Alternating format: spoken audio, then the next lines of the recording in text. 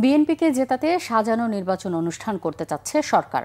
অভিযোগ করেছেন জামায়াতের ইসলামের নায়েবে আমির ডাক্তার সৈয়দ আব্দুল্লাহ মোহাম্মদ তাহের। রাজধানীর আল-ফালাহ মিলনায়তনে জামায়াত নেতৃত্বাধীন ৮ দলের ব্রিফিংয়ে তিনি বলেন, বিএনপির চাপে নতি স্বীকার করে প্রধান উপদেষ্টা একই দিনে গণভোট ও জাতীয় নির্বাচন অনুষ্ঠানের ঘোষণা দিয়েছেন।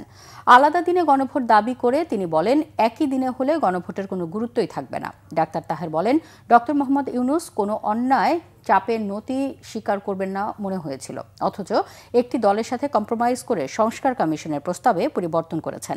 এতে জনগণ হতাশ হয়েছে। বলেন, গণভোটে 4টি পয়েন্ট এনে জটিলতা সৃষ্টি করেছেন, যা জনগণ বুঝবে না। কোন দল ক্ষমতায় গিয়ে সংস্কার না মানলে কিছু করার থাকবে না। প্রধান উপদেষ্টার ভাষণে সেই বাধ্যবাধকতা নেই বলে মনে করেন 8 দল। নির্বাচন অবাধ সুষ্ঠু হবে কিনা তা নিয়েও শঙ্কা প্রকাশ করেন এই জামায়াত নেতা। গণভোট যদি একই দিনে হয় তাহলে আমরা পরিষ্কার বলেছি যে সংস্কারের যে ইস্যুটি আছে না সেটি সেদিন গুরুত্বহীন হয়ে যাবে। প্রত্যেকটি দল তার স্বমার্কায় নিজ দলের পক্ষে জনমত ভোট পাওয়ার জন্যই সেদিন তার সম্পূর্ণ মনোযোগী হবে।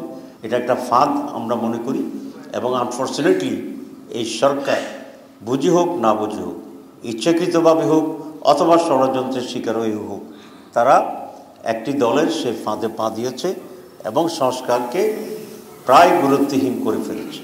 এই সরকার একটি দলকে ক্ষমতা আনার জন্যে জেনেতন একটি নির্বাচন আয়োজনের জন্যেই তাদের প্রচেষ্টা আছে বলে আমরা মনে করি। আজকের প্রধান উপদেষ্টাকে নানাভাবে বিভ্রান্ত করছে 3 জন উপদেষ্টা।